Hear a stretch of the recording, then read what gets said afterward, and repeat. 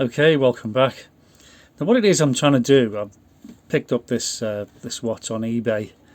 This is a GMT watch, okay, and the only difference between this and a normal watch is it's got an extra finger. You see the red finger just there. Okay, now that is set to Greenwich Mean Time, and that is actually a really useful feature to have on a pilot watch. Now, it takes 24 hours to do one rotation. That's why you have this bezel around the outside, because 2 o'clock in the morning, 4 o'clock, 6. You notice the two different colours. The black denotes the night time and the red denotes the daytime. So from around 6 in the morning until 6 at night, that's the daytime, and the black bit denotes the night time. But you need the bezel around the outside in order to see what time it is, because being divided up into 24 hours for one revolution is a bit confusing for the best of people. So that's saying it's about 10:30, getting on for 11 o'clock.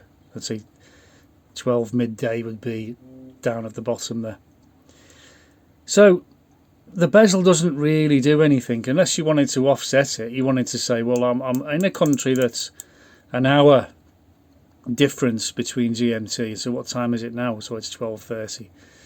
You know, that's but you could do that in your head, really. So you don't need the bezel. Is a pointless feature on this watch, because there is a thing called a chapter ring that you can, you could set this for whatever, anywhere in the world. You could say, well, how many hours are we ahead or behind GMT, and you could set it on there just to see what it. But it's just pointless tracking time zones, especially nowadays. So the only thing I'm interested in is GMT, what the time is in Greenwich, because as a yachtmaster or any sailor, commercial vessels and aeroplanes, everything is filed in the logs in GMT, or UTC as they call it. So it's very important to know what UTC is. So I want to incorporate that feature into the pilot watch. That's the plan. Pilot watch has the timer, which we want to keep.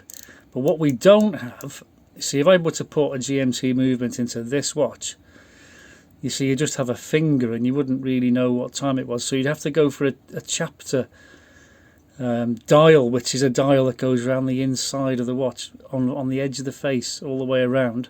Or it's incorporated on the face itself for 24 hours, so you can glance at the needle and say, oh yeah, it's 11 o'clock or 11:30, something like that. So I think that's a really good feature to build into a pilot watch, and that's what I'm endeavouring to do this summer.